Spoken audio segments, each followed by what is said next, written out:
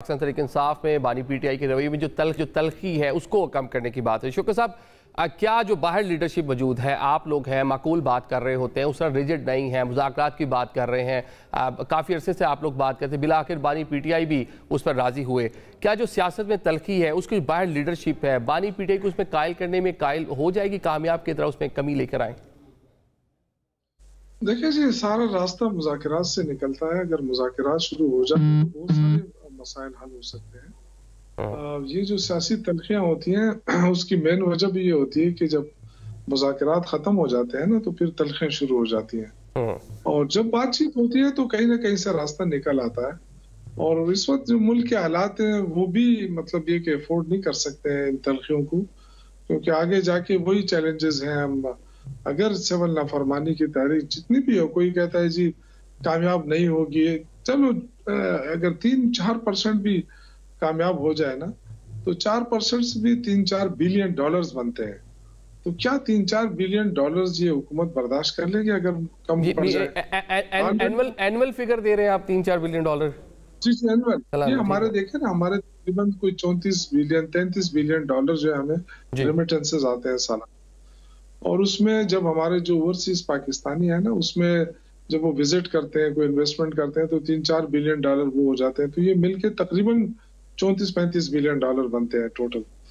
तो उसमें अगर सपोज, क्योंकि ये तो सब जानते हैं ना कि ओवरसीज पाकिस्तानी पीटीआई के साथ हैं और अक्सरियत पीटीआई के साथ है, तो अगर सपोज ये कहते हैं कि जी बहुत सारे लोग अपने घरों को पैसे भेजते हैं, बिल्कुल मैं मानता हूँ, ये मिडिल ईस्ट के लोग जो है ज्यादातर भेजते हैं जी। लेकिन जो बाहर यूके में है, अमेरिका के अंदर है, यूरोप के अंदर है, वो लोग जो है वो पीटीआई के साथ खड़े भी हैं, आप देख भी रहे हैं। वहां पे उन्होंने मुजाहरे भी किए, सब कुछ किया। तो अगर 100% नहीं, मैं ये कह रहा हूँ कि 4-5% भी अगर रेमिटेंसेस भेजना बंद कर देना तो वो भी 3-4 बिलियन डॉलर बनते हैं। और वो ये कैलकुलेशन आप देख लें, आप मैं जो कह रहा हूँ अगर शौकत साहब ये भी कामयाबी होती। इससे पहले हमने देख लिया, यूएन में लेटर लिखकर देख लिए, यूरोपीय यूनियन से रब्ता कर लिया, अमेरिकन पार्लियामान में करारदादें आ गई, बहुत से चीज़ें हमने देख ली, कोई रिलीफ नहीं मिला पाकिस्तान तहरीक इंसाफ को। अगर यहाँ इससे भी नहीं मिलेगा तो फिर आखिरी ऑप्शन क्या होगी? नहीं, देखिए, ये तो सियासी स्ट्रगल होती है ना, जब यहाँ रूल ऑफ लॉ नहीं है, जहाँ पे ह्यूमन राइट्स की वायलेशन हो रही है। अभी कौन सा हमें रिलीफ मिल रहा है ना, ऑलरेडी अब आप देख रहे हैं कि तहरीक इंसाफ को दीवार से लगाने की पूरी कोशिश हो रही है। तो जाहिर है अपोजिशन जो है वो एहतजाज ही कर सकती है, पुरअमन एहतजाज। आप देखें ना, लाहौर में इन्होंने हमें एनओसी दे दी कि जी जलसा कर लें। जब उसके लिए जा रहे थे तो जगह जगह कंटेनर खड़े किए, आंसू गैस की शेलिंग की। इस्लामाबाद के अंदर आप देखें, यहाँ सिंजानी में जो हमारा जलसा हो रहा था उस पर कितने कंटेनर लगाए गए। तो ये सारी चीजें वो हैं कि इनकी किस बात पे हम एतमाद करें। और अगर जैसा आपने कहा कि क्या ये कायल कर सकती है लीडरशिप, बिल्कुल कर सकती है। अगर मुज़ाकरात शुरू हो जाते तो ये कोई देखे ना, उन्होंने तो अपनी हुज्जतें तमाम कर दी ना, उन्होंने तो कह दिया कि भाई मुज़ाकरात करें।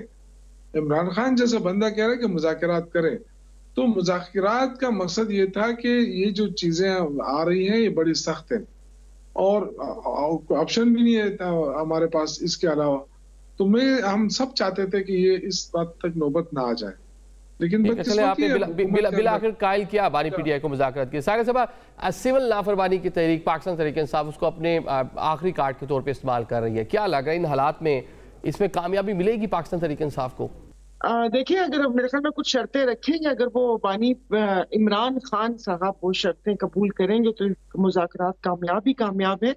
बाकी ये कि इनको चाहिए कि जो थोड़ा से बड़ेपन का मुजाहरा करें, हुकूमत के जो भी मुख्तलिफ हल्के हैं, क्योंकि इस वक्त ताकत है उनके पास है, और जिनके पास ताकत होती है वो इस वक्त अभी पीटीआई जाहिर है एक दूसरी पोजीशन में है।